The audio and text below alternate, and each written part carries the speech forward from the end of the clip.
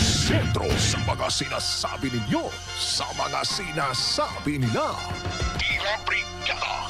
Tila Brigada! Balikan natin yung ating question of the day na kung saan nga ho'y good news dahil nasuspend na ho pala. Ito nga hong limitasyon sa mga bagahe na mga mananakay sa MRT3. Pero bago ho yan, nagtanong-tanong pa rin ho tayo sa ating mga kabrigada. Kung kayo ho ang tatanungin, dapat ho bang payagan yung mga mabibigat na malaking bagahe sa MRT3? Kasi doon naman sa kabilang banda, partner, doon sa mga pumapabor, doon sa limitation, syempre, masikip nga rin naman sa MRT3. Diba? So, ibig sabihin, kung ako halimbawa, wala naman akong dala, kakasya sana ako, kaso dahil nga doon sa mabigat na dala nung isa, hindi tuloy ako makapagkasya. Kumbaga, Brigada Gabs, yung punto ng iba, pasahero muna, yung i-prioritize, wag muna yung mga bagahe. Correct. Sa puto pa ng iba dyan, partner, hindi mo naman bayad yan Di ba sa jeep nga o sa bus, di ba, kapag dalawa yung i-occupy mo, babayaran mo. So, ayun yung pinupunto na iba. Pero, ganoon pa man din ho, sinuspend ng araw ho yan dahil nabash, dahil dun sa, kumbaga, pagiging anti-poor ho. Kaya nga, mass transportation ang tawag dyan, Brigada Gabs, kasi nga para sa mga mahihirap, para sa tulad natin na medyo limitado yung,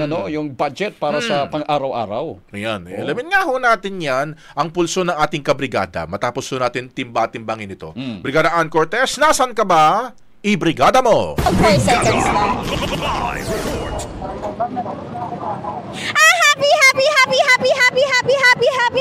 Happy morning mga kabrigada!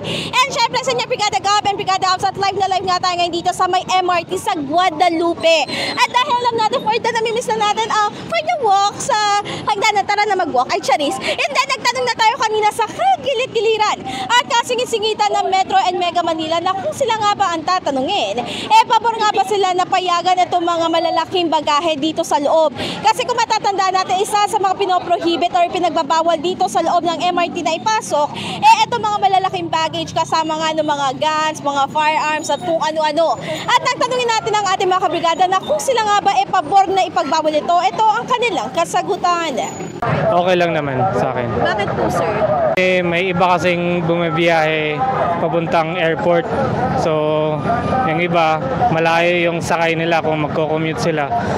Since yung LRT tumatagos na hanggang airport, pwede sumakay sila ng LRT, dala nila yung malaking bagahe nila papunta doon. So, mas madali yung commute nila kaysa sa mga sasakyan. Depende sa laman ng bagahe. Kung sobra naman bigat, pwede hindi na. Kung medyo magaang, pwede nang idali sa MRT. Siyempre kasi nakakawa naman mga pasahero na mabibigat, galing sa probinsya. Hindi po, kasi rush hour, marami pong pasahero, ganun.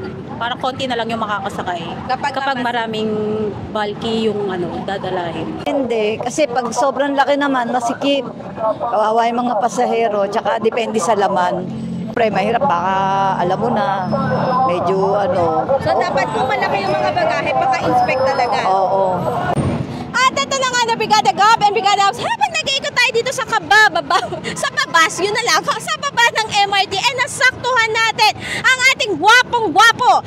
Siyempre ang ating matipunong kabrigada na si Kuya Gary. Ayan, gusto ko talaga yung way na pagsasabi niya ng pangalan, Gary. Paano ulit, Kuya? Gary. Ayan, ano ang apelido ni Kuya Gary? Parinas. Yan, Gary Parinas. May ganun dapat, Parinas. Pero ito na nga, Kuya, happy morning! Good morning din po sa inyo lahat, ang mga nanonood at nakikinig sa Brigada. Ito, actually, host din siya, Chari. Pero ito na nga, Kuya, sumasakay po ba kayo somehow ng MRT or LRT? Opo, sumasakay din po kami ng MRT to LRT papuntang Quiapo. Ito na, Kuya, tanong ko lang kasi bilang commuter din, kayo po ba, pabor po ba kayo na payagan ito mga bulky, kumbaga mga malalaking bagahe na maipasok dito nga po sa MRT? Hindi pwede yan, sisikip lalo yan. Siksikan na nga yung mga tao ron, dadagdagan pa nila ng malalaking bagahe. Dapat hindi pwede. Kayo, Kuya, pagka masikip, paano ang position nyo sa mismong train? Pakita natin sa mga kabrigada, paano kapag masikip, paano ang position nyo, Kuya? Ayan. Ayan, ganyan na lang. Nakahawak lagi siya dun sa mga dun sa may bakal para hindi, pagka mag-move, hindi mahuhulog si Kuya, no? Tama. At ito na nga, Brigada Gab and Brigada Ops, At dahil for the go-go si Kuya, syempre bibigyan natin siya ng ating Brigada Sleeves. Ayan, mukhang gwapong-gwapo ka niyang Kuya. Gwapong rito. Pwede na to. Ayan, kung may okay na to, pwede na to. At ito na nga Kuya, baka may gusto pala kayo mga batiin, mga kaibigan nyo, kapamilya nyo, or whatever. Binabati ko yung tropa ko. Si Tawi, yan ha. At saka yung mga tropa natin dyan sa Viejo, yung mga naghahabal dyan, kamusta na kayo dyan?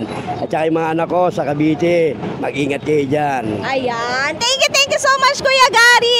Gary, isang pangalan ulit sir para marinig nila. Sino kayo ulit Kuya? Gary Pariñas. Ayan, Gary Pariñas. Thank you so much Kuya. Na Brigada Gab and Brigada Abs ay mag-for the babay na tayo. Kaya naman in the heart of changing lives, ako si Brigada Ann Cortas ng 105.1 Brigada News FM Manila, the Music and News Authority. Brigada! Ang bahaging ito ay hatid sa atin ng Power Cells Herbal Capsule. Tuldukan ang sakit dahil ikaw ang sandigan.